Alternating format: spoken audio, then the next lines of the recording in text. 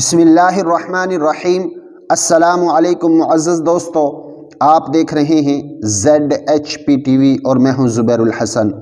ZHP T V کے معزز دوستو، آپ دیکھ رہے ہیں 8000 صحابہ کی تاریخ، اور اس ویڈیو کا ٹائٹل ہے کیا عورت نکاح کو ختم کرنے کا حق رکھتی ہے؟ میرے محترم دوستو، اس سوال کا جواب آپ کو اس ویڈیو میں ملنے والا ہے۔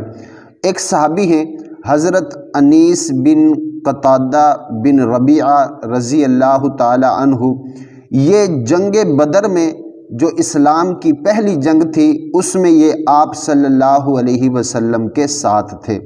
پھر جب جنگ احد ہوئی، اسلام کی دوسری جنگ، اس میں یہ صحابی شہید ہو گئے، اور ان کو شہید کرنے والے جو کافر تھے ان کا نام تھا اخنس بن شریک۔ انہوں نے حضرت انیس بن قتادہ رضی اللہ تعالی عنہ کو شہید کیا تھا، اور ان کی جو بیوی تھی، ان کی زوجہ تھی، ان کا نام تھا خنسہ بنت خزام اسدیہ رضی اللہ تعالی عنہ۔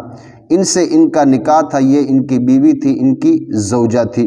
ہوا اس طرح، جب یہ شہید ہو گئے تو ان کے والد نے اپنی بیٹی کا نکاح قبیلہ مزنیہ کے ایک شخص کے ساتھ کر دیا، مگر حضرت خنسہ رضی اللہ تعالی عنہ اس سے خوش نہ ہوئی، اور آپ صلی اللہ علیہ وسلم کے دربار میں پیش ہو گئی۔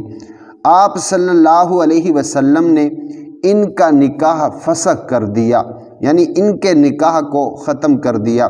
پھر ابو لبابہ نے خنسہ رضی اللہ تعالی عنہ سے نکاح کیا۔ اس نکاح سے پھر صائب بن ابی لبابہ پیدا ہوئے۔ تو میرے محترم دوستو، یہ سارا واقعہ آپ حضرات کو سنایا۔ مطلب یہ ہے کہ عورت اپنے نکاح کو فسخ کرنے کا، ختم کرنے کا حق رکھتی ہے۔ صرف مرد کو ہی حق نہیں دیا، بلکہ اسلام نے، شریعت نے، قرآن مجید اور آپ صلی اللہ علیہ وسلم نے عورت کو یہ حق دیا ہے، وہ اپنا نکاح ختم کر سکتی ہے۔ تو میرے محترم دوستو، یہ تھی تاریخ حضرت انیس بن قتادہ بن ربیعہ رضی اللہ تعالی عنہ کی۔ اگر آپ اسی طرح کی ویڈیو دیکھنا چاہتے ہیں تو ویڈیو کو لائک کر دیں، چینل کو سبسکرائب کر دیں، اپنا بھی خیال رکھیں اور ہمارا بھی۔ اللہ حافظ۔